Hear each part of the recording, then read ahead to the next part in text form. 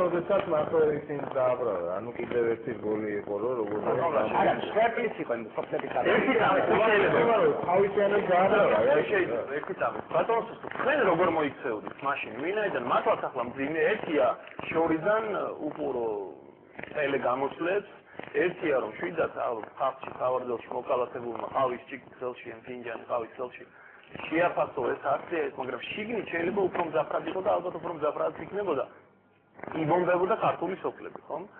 როგორი შეიძლება ყოფილიყო პასუხი და მართლა მე ვიმეორებ, კარგავდით შემოვლით გზა. კარგით, კარგავდით შემოვლით გზა. იბომბებოდა ქართული სოფლები. რანაირად ის სოფლები ვერ უყურებოდა და ბატონობა, ან შემოვლით გზა. ბატონობა, მე დავდიოდი ყოველ კვირას იქ. უკაცრავად მაინც აი დავასრულებ.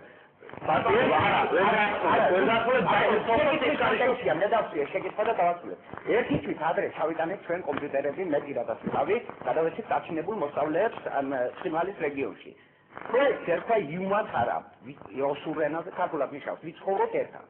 აი სიტყვებით კი ვთქვი ისე რომ ყველაფერი უნდა გავაკეთოთ იმისთვის რომ მშვიდობიანად ვიცხოვროთ ერთად. მართლა გქონდა ეს განწყობა და მართლა არ მინდოდა ომი დამიგება. გასაგებია, მაგრამ ომი იყო ბატონო დაიწყება მაგრამ ხოხერავს ნესვიჭეთ. ბატონო სოფოთ ისკარიშოს მოუწმინო თუ შეიძლება. არა, აი არც ერთი თამა. ორივე კონფლიქტურ ზონაში კავშირები ჰქონდა სამშვიდობო გეგმა. შვიდ კალმად მიგიჩნევდით ყოველ. ის კანონურჩი უკაცრავ. იყო ევროკავშირის მიერ და ჩვენ ამ სამშვიდობო გეგმით ვიბრუნებდით ამ ტერიტორიას და ომი რაჯანდაბად გინდოდა თუ არა რეალური დაჯიშროება ამის.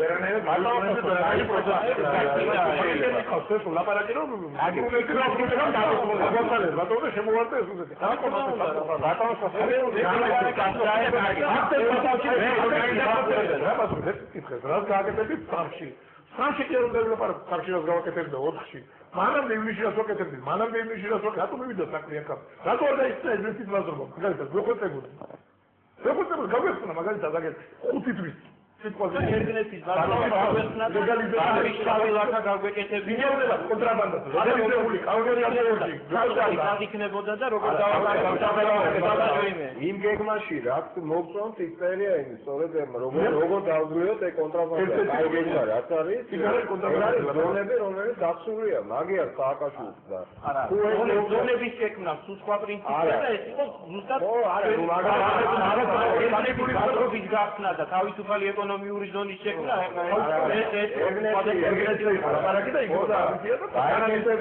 დაეკეთებინა ის გვეფიქრა იმაზე ცოტა დამეხანე ამაზე რა პარაკია ბატონშოთა ტრანსფეროვიდან ახლა რომ ჩავსვინო და გადაჭეროთან პატრონთანაც ვერ დავრეკავ და არ ვიცი ამას გავიხსნე ერგნეთის საზღვრად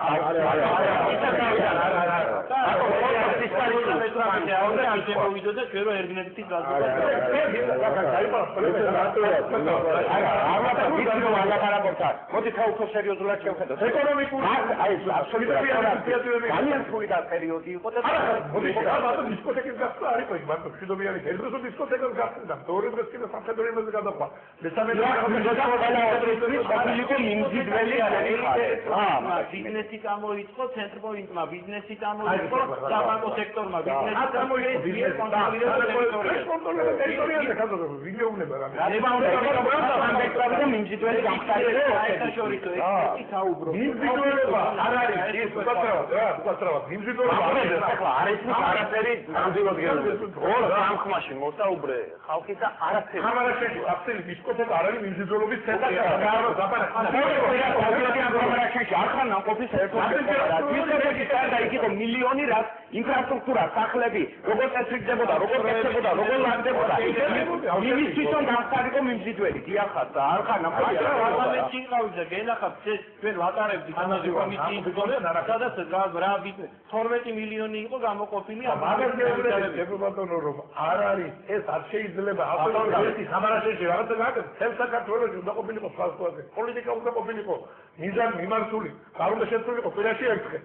ეს რომ მიგრები რესპუბლიკაზე რომ გადახალდა მეორე დღე მშვიდობია იმდროა კარგად საქმე ბატონ დავით თუ შეიძლება ყველაფერს თავის წესი აქვს არა ჩვენ რესპუბლიკის წარმომადგენლობა დადიოდნენ და უსვიცდა დაიწყოდნენ ამის რა იმ შვიდიც ერთი წერია მაგას იძახτε უსვიცდა კარგი როგორ ხომ გაჩერდეთ ბატონ შოთა ინტერფაქტის ინფორმაცია ბატონ შოთა თუ შეიძლება რომ ბატონ ხოსო სისკარიშო გავაცემიო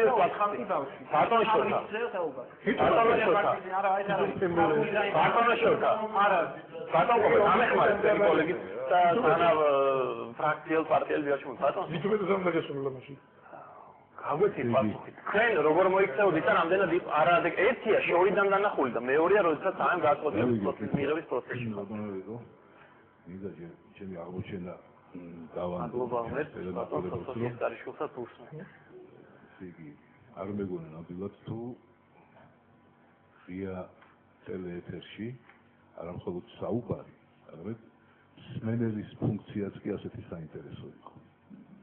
სიამოვნებით ვისმენ კოლეგების დისკუსიას და წუნდები იმაში, რომ ცდილობს ყველა გულწრფელი იყოს ამ კამათში და ამავე დროს არ მტოვებს განცდა იმის, რომ როდესაც ვლაპარაკობთ ჩვენ თქვა სამაგისტროზე, როდესაც ვლაპარაკობთ აუცილებლობებზე, რატომღაც თითქოს 1993 წლის 27 სექტემბრიდან მეორე დილას გათენდა 2008 წლის 2 თუ 3 აგვისტო. ეს განვლილი 15 წელი, ბატონებო. სად მივდიოდით? ჩვენ ხომ ჩვენი უმოქმედობით სამშვიდობო ნაბიჯების მიმართულებით რეალურად ვაახლოვებდით იმ შედეგს, რომელიც გაგვეცა. ეს არ არის მხოლოდ ამ ხელისუფლების პასუხისმგებლობა, ის წინამორბედისაც და მოდი ვთქვათ, რომ ძალიანად ჩვენი საზოგადოების. ასე არ ხდება, რომ საზოგადოების ნაწილი, რომელიც არის ხელისუფლება, მარტოა ყველაფერზე პასუხისმგებელი. თუ ის ხდება და საზოგადოება ვერ ახერხებს მის გადასრულებას, ესეც გარკვეულ პასუხისმგებლობას სწორედ საზოგადოებას აკისრებს. იმ სიტუაციაში, რომელშიც ჩვენ დღეს აღმოჩნდით, როგორც ყოველთვის ჩვენ გვყავს შეუცდომელი ხელისუფლება, არ მომისმენიანი არანაირი თვითკრიტიკული გამოსვლა არც ერთ ეფექტში და ყველაფერი იყო უშეცდომო და მუდამ ჩვენს ახალ რეალობაშიც და ადრეც შემიძლია თქვა, რომ დამოკიდებულება ხელისუფლების მიმართ საზოგადოების გამოიხატება ძალიან მოკლე ფრაზით. ციციმ წამს ბოლო მაგვირებს.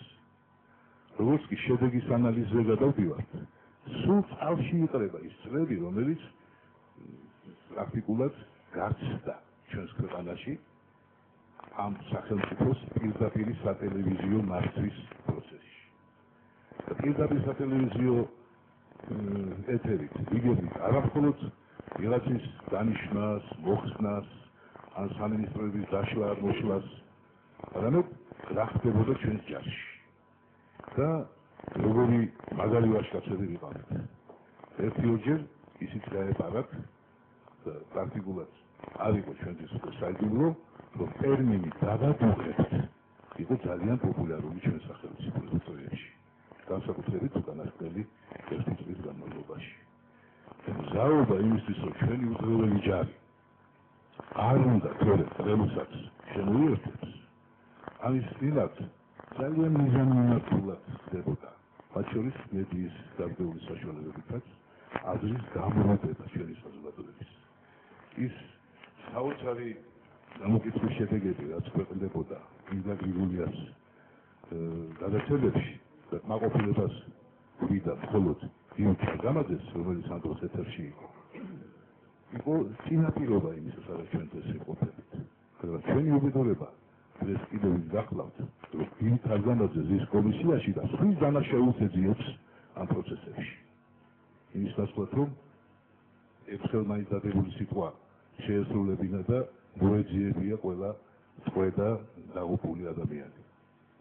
და როცა ცალ-ცალკე გვიწევს მე ფიქრი, რომ ამ ადამიანის დანაშაულის გამოძიებელი კომისია როდის შეიქმნება და როდის იქნება სიმართლე